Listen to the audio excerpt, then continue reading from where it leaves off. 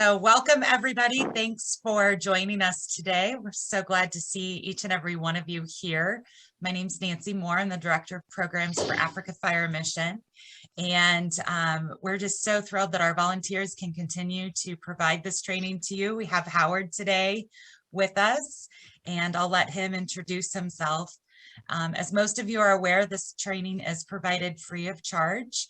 And at this time, we're not providing certificates of attendance, but in the new year, we are working on a plan for us to be able to provide those periodically. So spread the word that's coming for 2022. At the end of the training today, we will not have tea time. We'll wrap up pretty quickly, but we will have some time at the end for some questions and answers for you. So with that, I'm going to go ahead and pass the training off to Howard for some words of encouragement and for today's training. Hi, everybody. Let me share my screen and I'll do a bit of an introduction and then share a word of encouragement, a bit of something of reflection.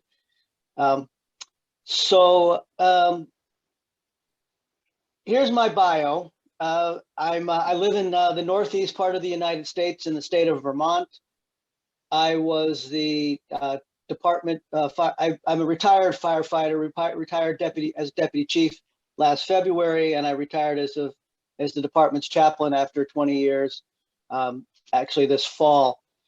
And I'm a volunteer. I was a volunteer firefighter, and my day job, as we like to say, was as I'm a congregational rabbi. For those not familiar with a rabbi, the rabbi is sort of the equivalent of a Jewish minister or like a Jewish imam for the Jewish community. And I connected with Africa Fire Mission 2 years ago and was going to go to Zambia. I should tell you that I have a new computer with a very sensitive touchscreen, and sometimes things pop up because I accidentally touched something. So I apologize in advance if that should happen. So I connected with Africa Fire Mission and was supposed to go to Zambia, but because of the COVID, that didn't happen, and had the opportunity to go to Kenya just this past November. It was an extraordinary and wonderful experience on so many levels.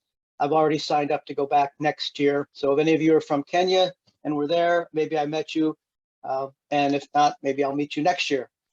So by way of words of encouragement or something to think about as we go into this teaching session and think about our lives as firefighters, I want to read to you a poem from an American poet named Carl Sandburg. And it's about challenges in our lives, being challenged. He says, "Life is hard. Be steel. Be a rock. And this might stand for the storm and serve him for the humdrum and monotony and guide him amid sudden betrayals and tighten him for slack moments. Life is soft loam. Be gentle. So easy. And this too might serve him." And just to sort of expand on it, there are times when we need to be like a rock. We need to be tough. We need to be strong like an oak tree. But there are also just as many times when we need to be flexible. We need to be prepared to be soft in our approach to our firefighters and to the citizens we serve. So we need to be both.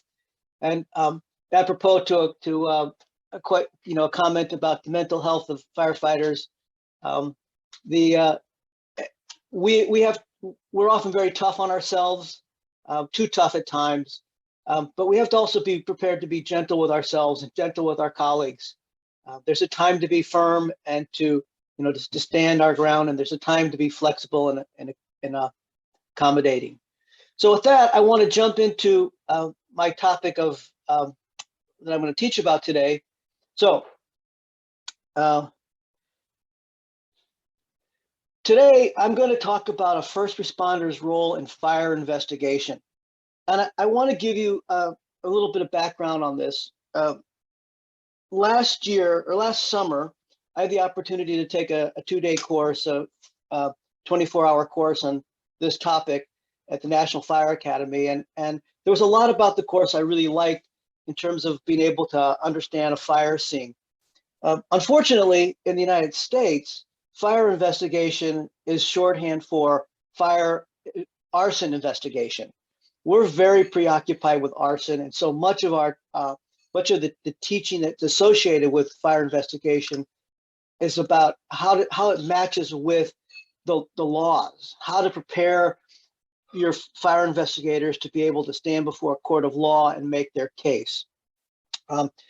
So I want to point out, though, that in fire investigation is also first and foremost is about trying to understand what causes fires, and so we can prevent them. And so that's going to be my orientation, to talk about more from the point of view of understanding fire dynamics and the process of investigation for the purpose of making everyone safer. Now, I know that in a lot of your communities, and I don't know if you're all from Kenya or Nairobi or all over Eastern Africa, but I do know that you have a whole range of kinds of neighborhoods that you serve. Some causes of fire are almost, always the same thing: kerosene stoves kicked over or candles catching something on fire. But in other parts of your neighborhood, there may be far more other reasons that fires started, and understanding many of the different kinds of contributing factors can make a huge difference. I'm just going to pause for a second. I see there's some chats and see if there's any questions that have popped up. No, okay. So I want to start with showing you a video, and the top of the heading where it says, "Your word is a lamp to my feet and a light to my path," that comes from the Psalms 119. And I think that this video kind of sets the tone for understanding about fire, and from sort of a religious or spiritual point of view, but it also, in its own way, explains some of the dynamics of fire. And the first part of what I'm going to talk about is fire dynamics, because you have to really kind of understand fire dynamics to do good investigative work. So sit back. Let me hold on a second. I need to turn off my headphones so you could hear this. All right. So light is like a candle's flame. It must have just the right amount of air and wick and wax to burn brightly. If there is no air, there can be no flame. If there is too much air, it will burn out quickly. At any time, it is easily snuffed out. It is beautiful while it burns brightly before us. It must work together with other parts of its environment to have its full beauty be appreciated. If it gets out of control, the results can be pure horror or wickedness, and people may be harmed by it. Most of the time, however, the flame gives us light, comfort, and joy. Each candle's flame does this. Each one is special when we look at it. The shape and appearance of the flame changes with every moment as we look at it. It is never static. A single candle flame can pierce the dark. Sorry, that's my tricky, let me, light is like a candle's flame. It must have just the right amount of air and wick and wax to burn brightly. If there is no air, there can be no flame. If there is too much air, it will burn out quickly. At any time, it is easily snuffed out. It is beautiful while it burns brightly before us. It must work together with other parts of its environment to have its full beauty be appreciated. If it gets out of control, the results can be pure horror or wickedness, and people may be harmed by it. Most of the time, however, the flame gives us light, comfort, and joy. Each candle's flame does this. Each one is special when we look at it. The shape and appearance of the flame changes with every moment as we look at it. It is never static. A single candle flame can pierce the darkest space. With the light of a single candle, the dark place is no longer completely dark. The light of a single candle can guide us through the darkness. One candle's flame can light another candle, and both will shine brightly without diminishing the other. One candle flame can light many candles, turning their potential into reality. The light from a single candle can spread throughout the world, each candle flame lighting another's, each burning with their own special glow and in their own unique way. They can join together and raise a flame that is larger than the sum of the parts, and they can separate without either losing its flame. The flame of the candle is like our souls. So I hope you guys enjoyed that. Actually, a colleague of mine created that video, and to me, it addresses a lot of our concerns as firefighters, but it does it from a perspective that's not scientific. It's more spiritual. So I hope you enjoyed that. The course goal: I want to define the role of a first responder in fire investigation. That's the primary objective of this course, or primary goal. The objectives are to do it by way of showing 4 areas of our primary concern. But before we do that, we need to make sure that we truly understand what fire is. So I have another video I want to show you. I hope they're coming through. I've changed this back. So hope you guys can hear me now. I have another video I want to show you that kind of gets into the physics, but in a not so complicated way about fire. And it's really important to understand the mechanics of fire as you're trying to understand sort of causes, or the primary or the origin of the fire in a structure, and the causes and how it behaves. So sit back and watch this next video.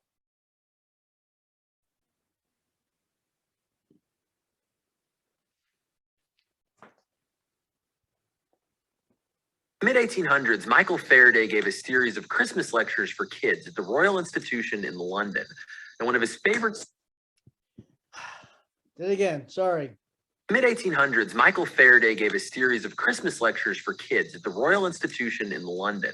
And one of his favorite subjects to talk about was fire.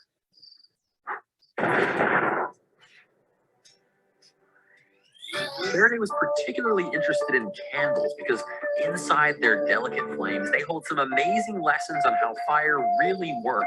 Like, you might have seen fire described like this in chemistry class, but the chemical formula doesn't explain what fire is any more than a recipe explains what chocolate chip cookies taste like. The first thing we notice about a candle flame is all those colors. Hot things glow because of black body radiation, which we talked about in our video about the color of the universe. But down at the bottom of the flame, it's hotter, so it glows blue.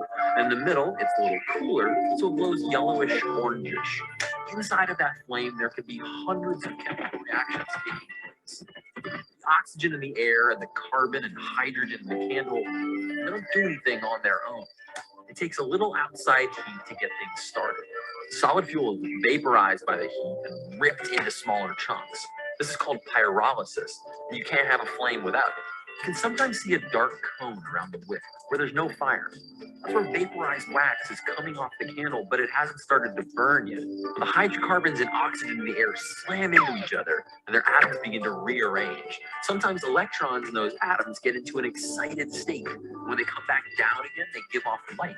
That's why the bottom of the flame glows blue. Not all the carbon in the candle gets converted to CO2, so leftover carbon atoms come together and form tiny particles of soot, which heat up and glow orange and yellow like the hot coals under a grill. This glowing soot is where most of a candle's light comes from. Eventually, at the tip of the flame, all the soot is burned away, and we're left with only carbon dioxide and water floating off into the air. You can investigate all the different parts of a flame for yourself with just a cold piece of metal. Up here, we find water vapor.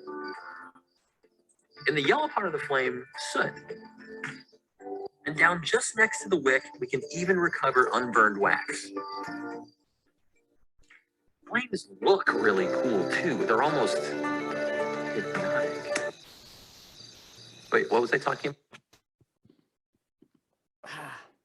Mid-1800s, they come back down. This glowing soot is where most particles of soot, which heat up and glow orange and yellow like the hot coals under a grill. This glowing soot is where most of a candle's light comes from. Eventually, at the tip of the flame, all the soot is burned away, and we're left with only carbon dioxide and water floating off into the air. You can investigate all the different parts of a flame for yourself with just a cold piece of metal. Up here, we find water vapor. In the yellow part of the flame, soot. And down just next to the wick, we can even recover unburned wax. Flames look really cool too. They're almost hypnotic. Wait, what was I talking about? Oh, right, shape. Gravity pulls cool, denser air down and makes hot air rise. And this buoyancy is what gives flames their familiar shape. But if you light a flame in 0G, say on the space station, it'll look very different. All the chemical and quantum reactions that make a flame glow can only happen where it meets the air. So even though they look like solid cones, candle flames are actually hollow. As long as there's fuel and oxygen, the flame will burn and burn. Why? It's not the molecular ripping apart that makes a flame hot. It's the formation of new molecules and new bonds. It's what creates heat.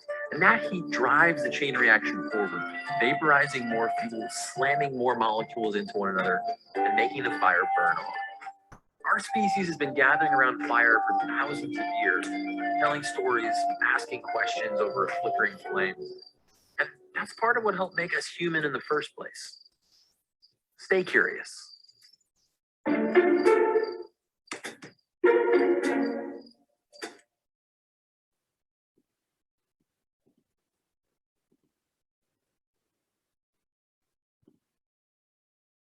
Okay, let me just check if there's a question. I saw someone's hand come up. Person. Okay, good, great. So I found this video. I think it's a really good explanation. It's straightforward, but it also lays out the mechanics of what we're looking at when we're doing a fire investigation, which we'll see more as we go through and we talk about some of the things you're looking at after the fact. But you have to understand the basic physics of fire when you're doing an investigation. So first thing we need to talk about is heat transfer. So we're talking about, as we're trying to understand what caused the fire, what it's, where it started from, how it moved, and so forth. So heat transfer, as it says here in the slide, is a major factor in ignition, growth, spread, decay, and extinction of a fire. In other words, when you're doing an investigation, you're going to be looking at all these characteristics. Where did it start? How did it start? How did it spread? How was the growth? Was it rapid? And also the decay. Did it decay in a rapid fashion? Did it decay in ways that you didn't expect? All these become things that are cues for us as we're investigating a fire. So it's worth remembering, this is again a basic physics. Heat always transfers from the hotter object to a cooler object, and heat energy transfers to an object, increases that object's temperature. So when we find the origins of a fire, we can see the way it moves because it's going to transfer its heat to something else. And the more it transfers its heat, given different environmental factors, what's burning, is there wind on it or air on it, and so forth, gives us some information, tells us information about what kind of fire we're looking at. So just to review, because I'm sure you're all familiar with these basic elements, the heat can move through conduction. So in this picture, you see this firefighter is crawling on her hands and knees, and everywhere she puts compression on with toes or knees and all, that allows the heat to pass through to her, get conducted to her. The other way that heat passes is through convection. So you can see the air as heated, cool air is blowing in down at the low level where the firefighter is, blowing on the chair that's burning, and the hot air rises because hot air always rises as gases rise. And so then we end up having the heat is carried through the air. heat can be carried through water as well. So and it can also be carried through metals. You've all probably had the experience of putting something hot into a fire, and then the heat passes through to you. So this is the other way heat passes. So when you're looking at this smoke that's getting hotter and hotter, and of course we all know that smoke is fuel, that's all something that can burn. But if it doesn't burn, it's going to be left behind as soot, becomes a sign, some kind of indication for us. And finally, the third way that heat is transferred is through radiation. And that's just that the heat, things that are close to the burning object are going to absorb the heat because it's radiated to them. And then they reach the point where they end up catching fire too.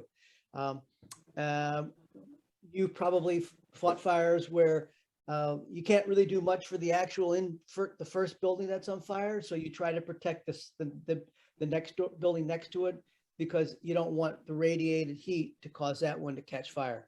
So again, this is, I'm sure, just review for all of you about the mechanics of heat and fire, which is, as I said, is critical when you're talking about understanding fire investigation. I have another quick little video I want to show you, and then we'll get into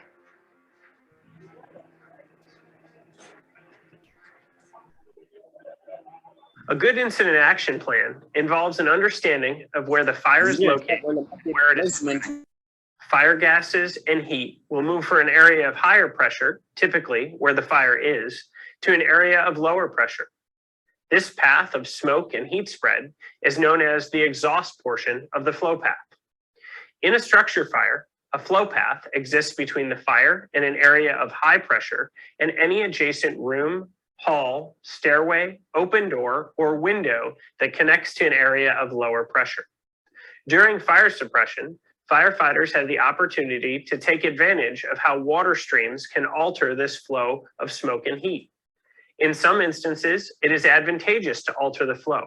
For example, during an interior attack, when there is a vent opposite the advancing hose crew. Entraining as much air as possible with the hose stream creates pressure that can push the products of combustion ahead of the advancing crew. In other instances, for example, during an exterior water application, it can be more effective to cool and knock back the fire using streams and nozzle handling techniques that limit air entrainment and pressure buildup. This limits the impact on the flow path and allows the exterior vent to continue to function as an exhaust. So what I really wanted to show you about in this video was about the way the flow path affects the remnants of the fire after the fire. So when you're in the investigation, this is not a class on tactics. It's a tactic, but understanding that the wind or the air or however kind of flow path is created is going to affect what the fire scene is going to look like after the fire is out and you're engaged in the investigation process. That's the only reason why I wanted to show that to you. It's to emphasize, again, it's part of the whole fire dynamics aspect, that you have to really understand fire, what fire is, how fire works, how it spreads to when you get involved with fire investigation. So now, I'm not a fire investigator. I was a first responder who generally assisted fire investigations one way or the other. As the deputy chief in my fire department, my role in fire investigation was to receive reports from my firefighters about things that were noteworthy. And then if it seemed that it rose to the occasion of this needed an investigation, I would then call in a fire investigator. And in my state, the state troopers, it's a form of police, they handle fire investigations. So again, I'm not a fire investigator. I was a first responder, probably like most of you. And so here are the 4 things as a first responder we need to pay attention to. Number 1, we need to observe what's going on. Number 2, we need to preserve, to the extent possible, everything that we can. And I'll talk a little bit more about that. Number 3, we need to document what we saw, what we observed, and we need to report it. So let me give you a kind of a funny but true story of how this played out at a fire. So one of the first fires that I was the incident commander at turned out to be was a garage fire. It was winter time, and we knocked down the garage, and it was a good knockdown. They had one little problem. We firefighters underestimated the length of the line, but we got it knocked down, and all was good. But the firefighters noticed something interesting. They observed a little mouse come crawling out from underneath part of the building that really looked like where the origin of the fire was. This little mouse came crawling out, and the mouse was burned. It was, the hairs had been tinged with fire. But the firefighters, he gathered up this mouse and he carried it off and put it in, off to the side after telling me, look at this mouse we found. So we weren't sure whether this was a suspicious enough fire to justify bringing down fire investigators. So I called them, and I told them what we knew, and I told them what we observed with this little mouse, which the firefighters had preserved, and was documented in our reports and had been shared with me. And he said, what was on the other side of that wall where that mouse came out? And it turns out what was there was an old refrigerator that was used as a backup for the family. And he said, wintertime, refrigerator, mouse. Most likely what caused that fire was that the mouse had made a nest in the coils of the refrigerator. And in old refrigerators are not super efficient, so they create more heat. And that heat most likely caused that mouse's nest to catch fire, and that's what caused the fire. And that, in fact, was where the most damage to the building was. It was right at the base of which is on the opposite side of where that refrigerator was. So there's a case where fire investigation wasn't about arson, but by the firefighter observing the mouse and preserving it by snagging it and saying, hey guys, look at this mouse I found. We were able to determine that the fire was almost for sure caused by the mouse's nest in that air conditioner, refrigerator, which, by the way, is the fire investigator told me is not uncommon in our region, because we have very long cold winters, and a lot of people do have a backup refrigerator or freezer that they keep in their garage.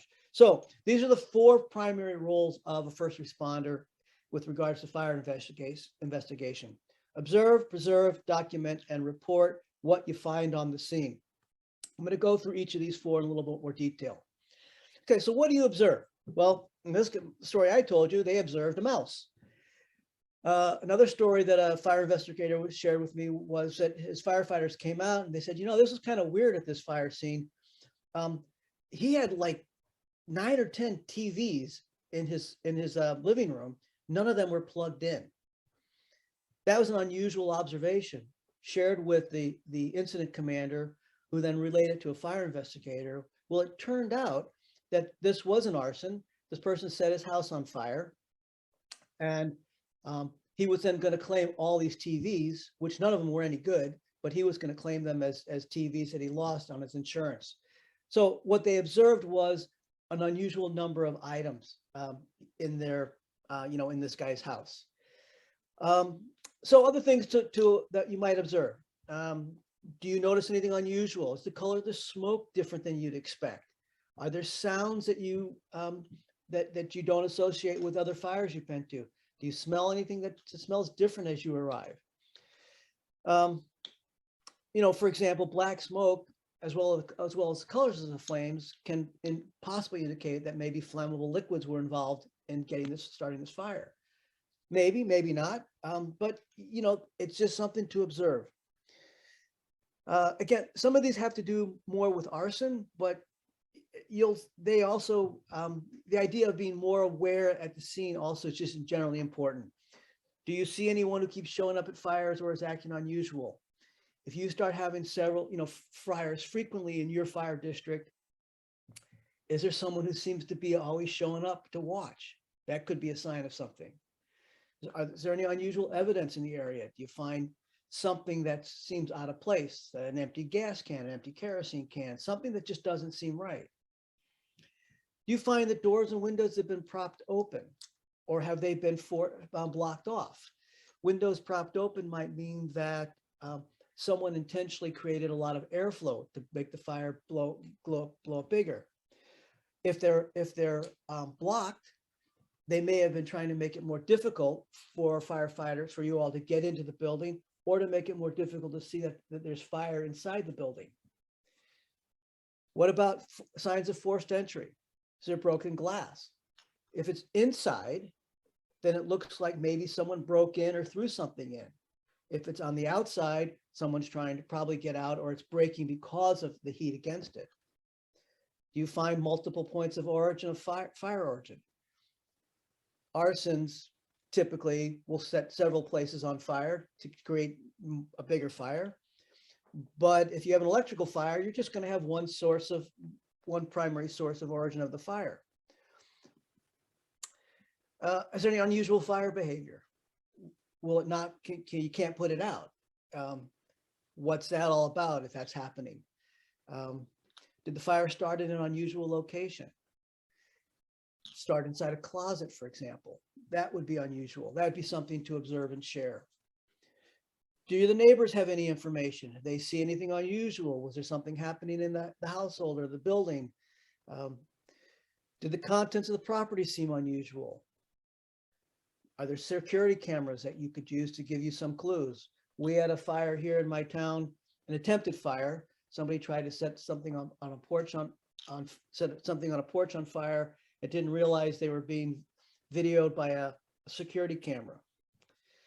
And then burn and smoke patterns on the walls and floor can tell you a lot about the origin of the fire and its spread. We'll talk more about those patterns a little bit later on. But when you start looking at burn and smoke patterns on the walls and floor and so forth, you're getting into investigation stuff, and that it really is it's very complicated, highly scientific, and not something that most of us as first responders to a fire are qualified to do much with, except to observe and note and report that. So preserve. Preserve basically means preserve as much potential evidence as possible. If your firefighters are like our firefighters here, we love to go into burning buildings and rip down walls, poke out holes in the ceilings, throw stuff out windows, and all that kind of stuff. It all under the excuse that this is necessary for us to be able to move around. But the problem is, the more we disrupt the scene, the harder it is to actually find clues of the origin and cause of a fire. So try not to, as a first responder, try not to disrupt the scene too much. Obviously, if you have to open up a wall, you open up the wall. If you have to deal with a burning couch, you deal with the burning couch.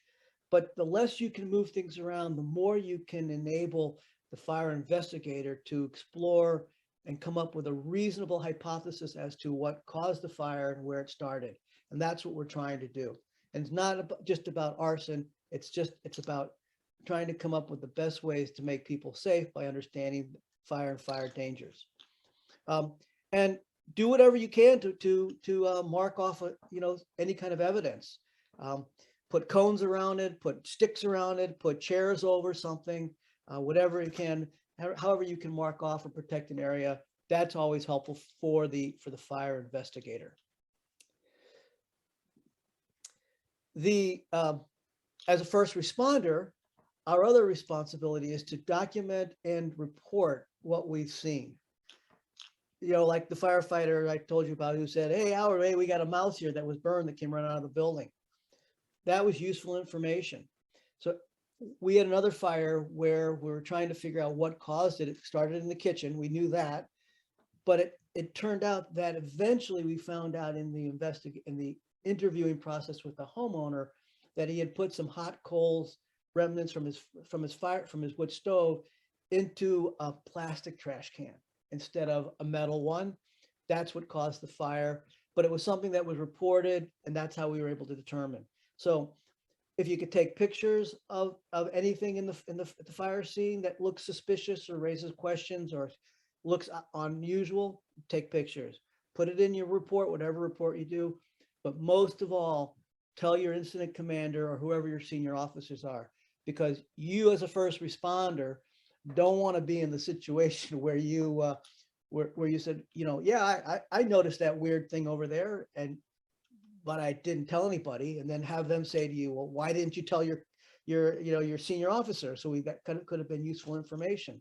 So you don't want to be in that, and that we have the expression in the United States is have egg on your face. You don't want to look like you were the one who made a mistake there. Let me see. I think I might have a question. Is there a question? I saw a hand go up. Another hand go up. No. Okay. If you had a question, go ahead and unmute yourself and ask me the question. Hello, sir. Yeah, go ahead and ask the question. I just want to know, in case of the incident was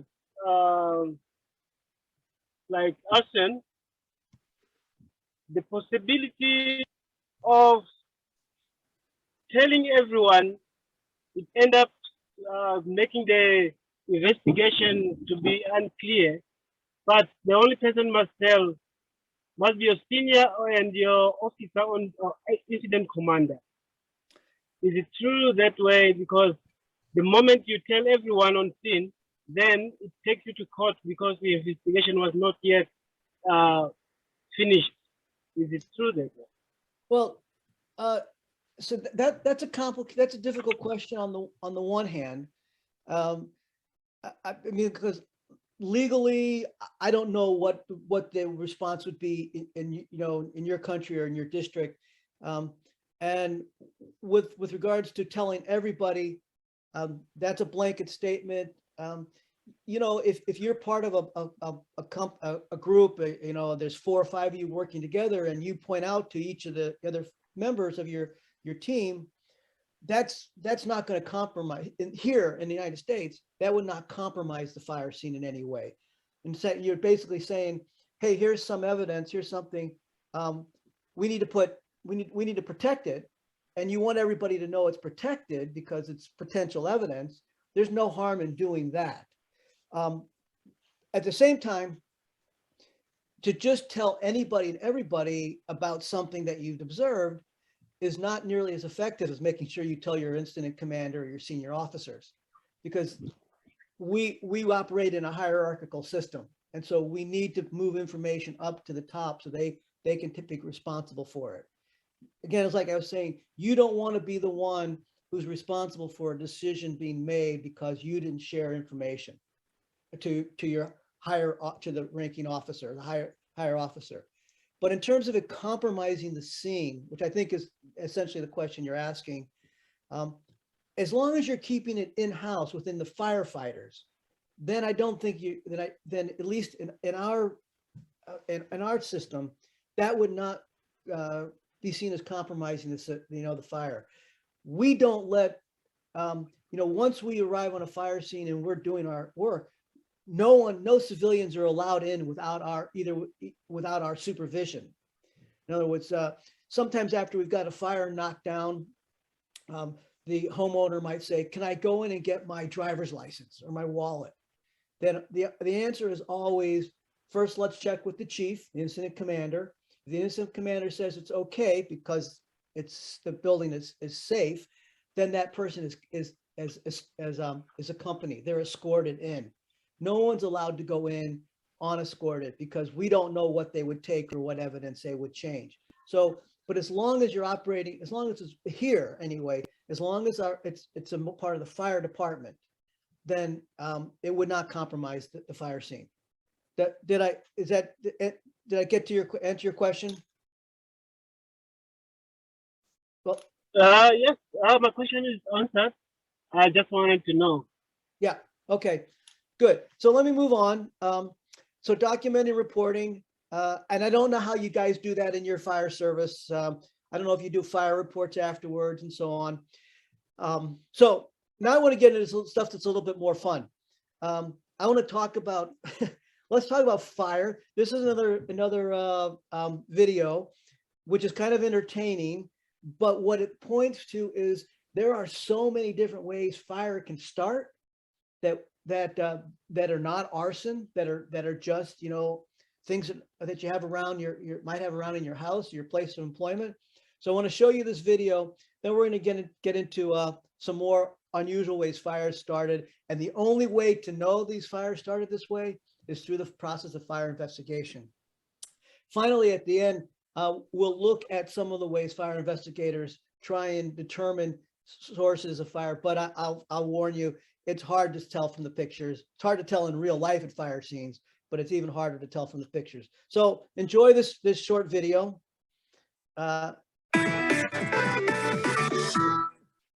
As far as chemical reactions go, none are quite as altogether beautiful, useful, and dangerous as fire. Fires require three things to come together: a fuel source, heat, and oxygen. While you're probably familiar with most things that can catch fire, like wood or gas, there are some everyday materials with unexpectedly fiery properties.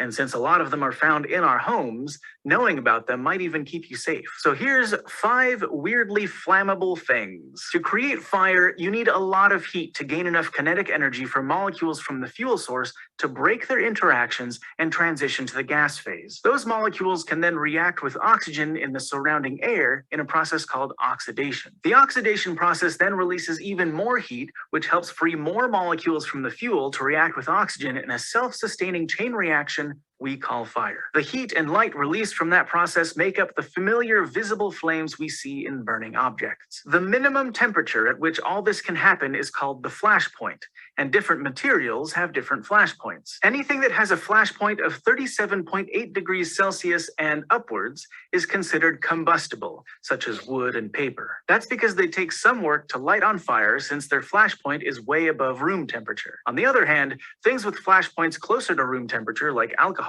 are called flammable because they can evaporate quickly and their fumes can catch fire. So in general, the lower the flash point, the more easily something can be set on fire. And something that can catch fire easily, although it has a pretty high flash point, is plain old flour, like the kind used to make bread. While it seems simple and harmless, as far as cooking ingredients go, in the right circumstances, flour is pretty explosive. The main component of flour is starch, which is a carbohydrate. The molecules in a carbohydrate contain lots of energetic bonds between atoms of carbon and hydrogen. Oxidation can release the energy in those bonds, making them easy to burn. When it's all lumped together in a pile, flour isn't especially likely to catch fire. But when it's dispersed in the air like a cloud of dust, that's a whole different story. That's because the individual grains of flour are small, giving them a high surface area relative to their size. So when they're suspended in the air, they have access to lots of oxygen surrounding them, making it even easier to burn. What's more, because those grains are so small, they burn up really fast and light up nearby grains in the process,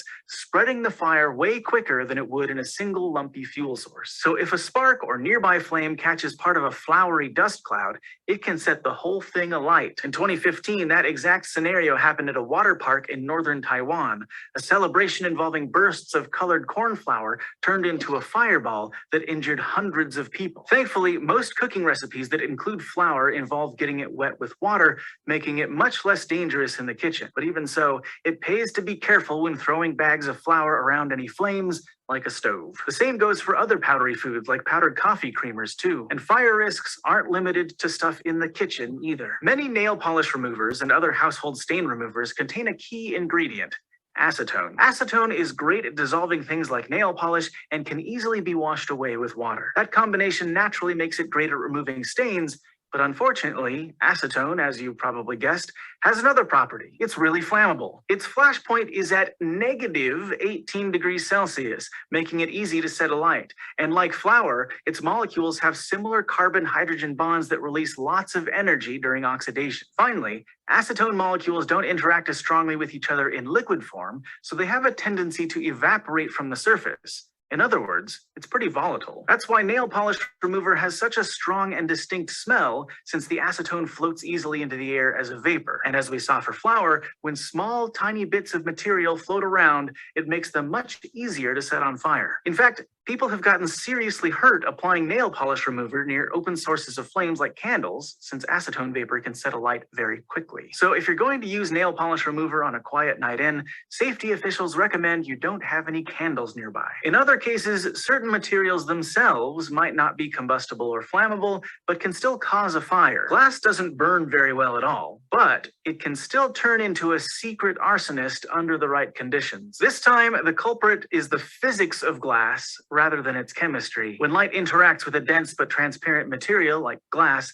it effectively gets slowed down. And because of that, if a ray of light approaches that material at an angle to its surface, the path of that ray is also bent away from the surface as it travels through it. Physicists describe this as Snell's law. So if you have a curved piece of glass, like a lens, it can focus lots of incoming rays of light into a small spot called a focal point. That's how magnifying glasses work, using Snell's law. The light comes from a wide field of view, but narrows down to a spot where we can see it if we align it with our eyes. Magnifying glasses can also focus a distant bright light source like the sun to a spot where a lot of the heat and light gets concentrated to a single point. And much like a lens, curved pieces of glass like snow globes, flower vases, mirrors, and even some windows can produce a similar kind of effect. It can also just so happen that a combustible or flammable material might happen to align with the effective focal point of that glass and be set on fire. Fires have been caused by objects like mirrors sitting near windowsills in people's homes. On a large scale, the effect can be even more dramatic. In 2013, a curvy building in London made of glass melted part of a car on a nearby street as it reflected the sun's rays, which happened for around 2 hours a day,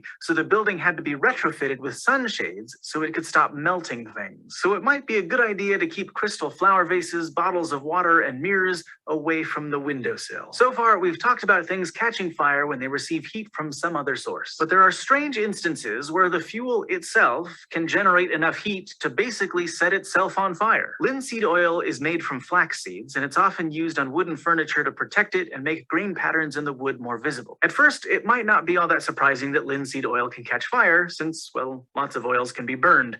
But in the right conditions, linseed oil can basically set itself on fire because of the way it dries. Most liquids dry by evaporating off water or some other solvent in the mixture and leaving the rest behind. But linseed oil dries through oxidation, basically the same process through which you create fire. That doesn't mean that it bursts into flames immediately, since there's normally not enough heat to make the reaction self-sustaining. But as linseed oil dries through oxidation, it generates heat. And if it gets hot enough, it can set itself on fire. That's especially problematic since people apply linseed oil to furniture by rubbing it in with pieces of cloth, and then when they're done with the cloths, they often throw them into a pile. As the oil in the pile of cloth dries, the cloths heat up, and their collective heat can increase until the oil and cloths catch fire. In 2014, a pile of linseed-soaked cloths was identified as the source of a fire in a home in Maryland. In fact, in 1991, a whole high-rise tower in Philadelphia caught on fire for the same reason. So if you do use linseed oil to spruce up your furniture, safety officials recommend you wash the rags you use and hang them out where there's lots of airflow before storing. Finally, there's an object that really doesn't seem like it should be flammable, but burns incredibly easily. Ping pong balls. Specifically, older ping pong balls are surprisingly flammable. A few people have noticed this and speculated that it's because there was a gas that was put into the balls during manufacturing that burns really well, but to be clear, it's just ordinary air in there. It's the actual material of the balls, which is called celluloid, that burns really well. Until about 2020, ping pong balls were still being made of that stuff since it's a light and durable plastic that gave the balls the right properties for being whacked about. Although it has a high flash point of over 175 degrees Celsius, once celluloid hits that point, it can start burning without needing a spark or flame to get started, and it burns really easily. Celluloid gets its ignitable properties from a substance called nitrocellulose, which was used as a replacement for gunpowder in weapons during the 1800s. By the middle of the century, American entrepreneurs discovered that dipping nitrocellulose in wax turned it into a hard, enduring substance and patented it as celluloid, which was one of the first manufactured plastics. Celluloid enjoyed a long stint in lots of applications, famously including rolls of film like the kind used in projectors. Unfortunately, when the lamp and the projectors got hot, they had the tendency to make the celluloid film dramatically burst into flames. Because of its flammable tendencies, celluloid fell out of use in most cases, though Ping pong balls were the exception until 2014, when they started to be phased out because of the fire risks of transporting lots of balls around. But older ping pong balls are still made of celluloid, so you probably want to keep them away from any sources of flame. And celluloid hasn't totally disappeared either. It's still used to make, amongst other things, guitar picks. But thankfully, as far as we know, there haven't been any unintentional fires caused by guitar picks, so for now, there's nothing to fret about. Thanks for watching this episode of Science. Okay, so the whole point of that video was to point out there are a lot of ways things can catch fire. Arson is just one way, and all these different ways. When we're able to do an investigation and determine that it's a ping pong ball or it's something else, that's helping to make our community safer. So here are some things that you might not have ever considered as other causes of fire. Well, with glass jars was mentioned. Animals.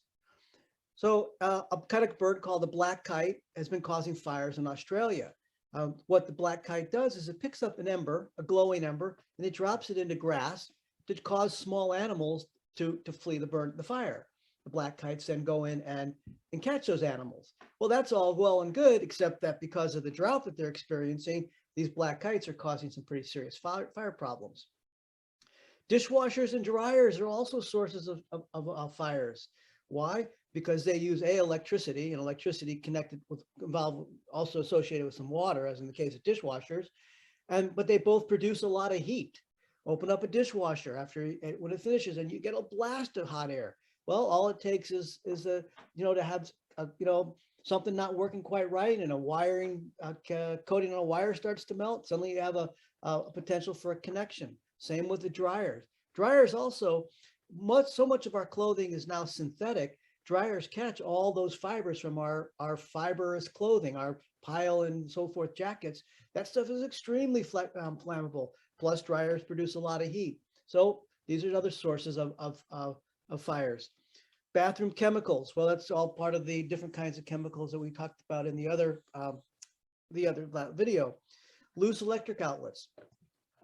For days, my wife and I kept smelling something funny in the evening in our house, and we could not figure out what it was.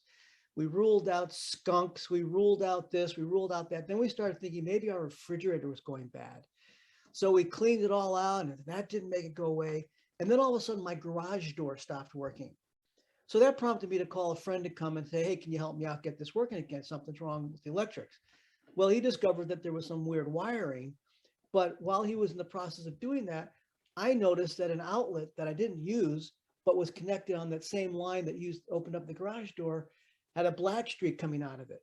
Well, it turns out what had happened was there was a loose wire. Loose wire made a connection with something that it wasn't supposed to, and that started melting the plastic inside of my that outlet. And fortunately, we didn't end up with a fire, but we ended up with a real close to having one. So loose outlets. Batteries. Used batteries are another source of fires. I'm going to show you a video about that. Let me show you some other examples of this. This is an arson, and not a very bright person, but it's an example of how observations, security cameras work. So watch this woman. Watch what she does here. She caught herself on camera setting the fire. Del City fire officials releasing surveillance pictures shot with the alleged arsonist's own camera. It all started last week. Fire crews battling huge flames in the garage of this Del City home. We knew it was a condemned house. That's why investigators took a closer look at how it started. Okay. Uncovering a feud between the burnt home. Did you notice she said it was a condemned house? So that's already suspicious because, maybe an issue of either insurance or somebody is not happy having a condemned house next to theirs. Owner and the lady living next door. Things just, things start adding up, being suspicious. Police noticed cameras in one of the home's yards. 59-year-old Annie Durham giving investigators permission to look at her footage, where it turns out she had a starring role, allegedly throwing something on fire over her fence into the neighbor's open side door. It's not a Molotov cocktail, but it was a stick that had a rag or a towel wrapped around it, had some lighter fluid poured on it. But the story gets even more bizarre. News 4 talked to Durham that day, moments after the fire was put out. All I know, I was in the house and I saw smoke, but I was like, okay. We don't need to go through the whole rest of the interview, because the main point was security cameras helped them figure out what the cause of the fire was. Here's a story about the black kites. It's just it's like I was telling you about the birds. It's a quick short story.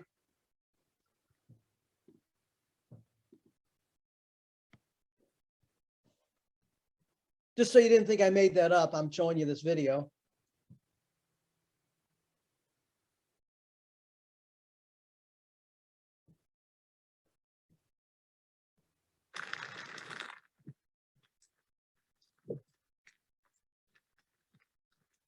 They like their meals cooked.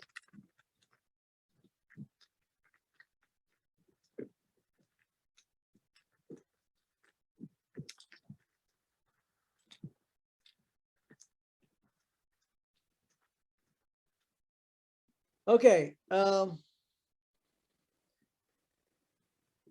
Here's another one, batteries. We all have junk drawers, odds and ends thrown in, but did you know what's in there could actually start a fire? Tonight, 5 on Your Side consumer advocate Jonathan Walsh has the bottom line on the potential dangers of 9-volt batteries and what you need to know before the flames start. By themselves, stuff in your junk drawer or maybe a random box, pretty harmless. But you get the right combination and you can create something like this. I have a fire. I couldn't believe it. I need the fire department here. Inside your house? It's real. Batteries are dangerous. Yes, inside my house. David Miller's home in Fort Collins, Colorado, caught fire after, of all things, he changed the 9-volt batteries out of his smoke detectors and put the old ones in a paper bag to be recycled. The morning of the fire, I had moved the bag around, and that's apparently what caused the batteries to get into the right position to short against each other. David's house is not alone. We uncovered this 9-volt battery hazard alert from the New Hampshire State Fire Marshal after flames broke out in a kitchen junk drawer in that state. We investigated these kinds of fires with the Broadview Heights Fire Department and the Northeastern Ohio Fire Prevention Association. I was there as Assistant Chief Joe Fleming showed how a coin can go from 74 degrees to more than 150 within minutes of touching the terminals on a 9-volt battery. The thinner the metal, the more tendency it's going to have to heat up even to a higher temperature. Then put together our own junk drawer with keys, a coffee filter, steel wool for washing pots and pans, and more. On our third try of closing the drawer with a 9-volt battery inside, notice how the battery slides and makes contact with the steel wool.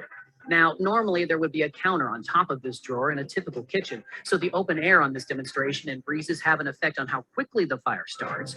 But just like those fires in Colorado and New Hampshire, the flames get going. You go to bed and that thing could be smoldering for hours before it really bursts into flames.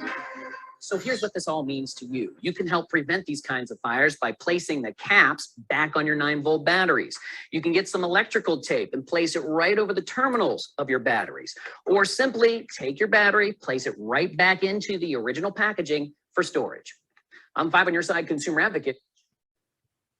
So there's another source of fires that we don't often think about. This is one, a friend of mine sent this to me. Listen to him and watch the garlic in the center of the page. I don't know if you can see this, but there is one garlic here. The paper on that garlic has begun to burn.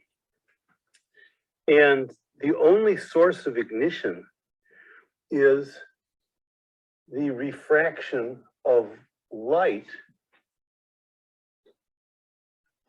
I believe, right through this, right there, this refraction of light. And that light has actually started this smoking, and there's no other source of ignition here. Fascinating, fascinating.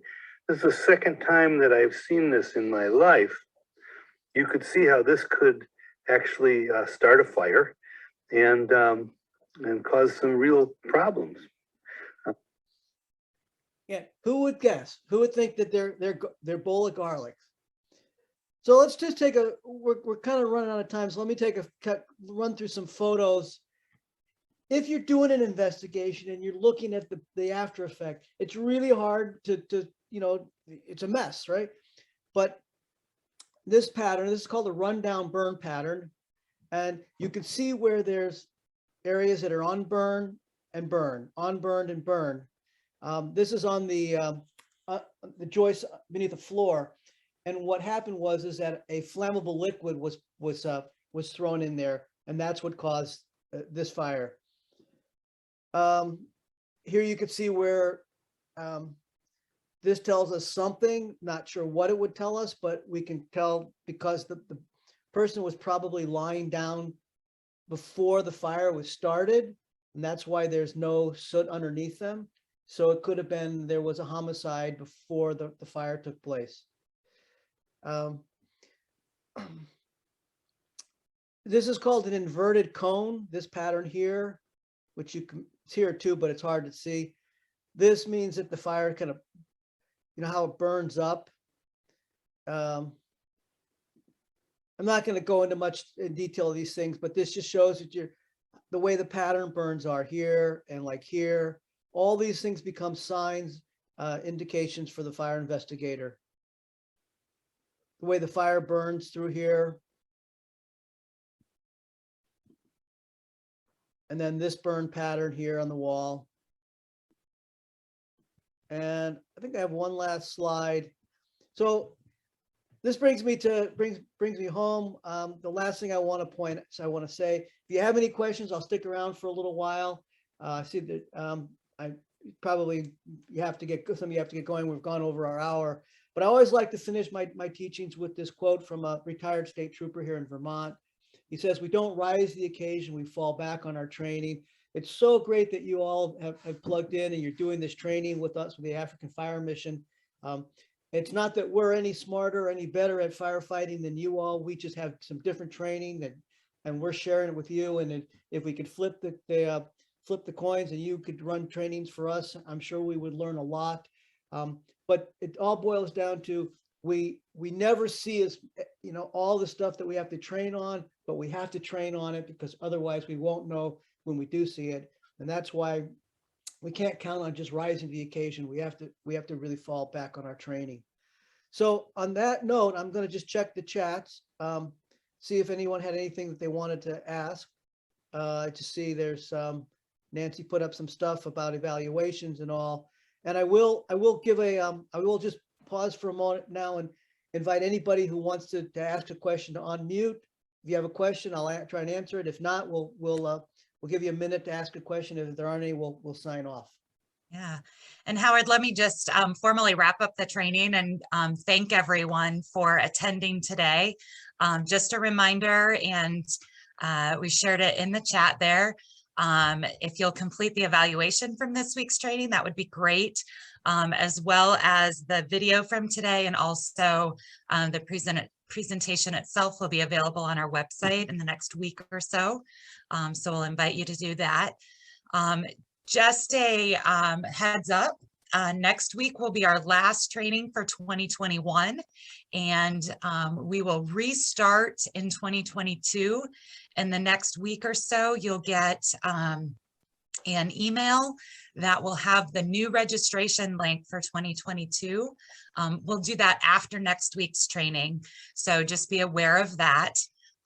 We will be having kind of a new registration link. We've gotten a lot of bad emails and things in this current group, so we'll start fresh for 2022. And Howard will be with us again next week, so excited to have him back again to continue training.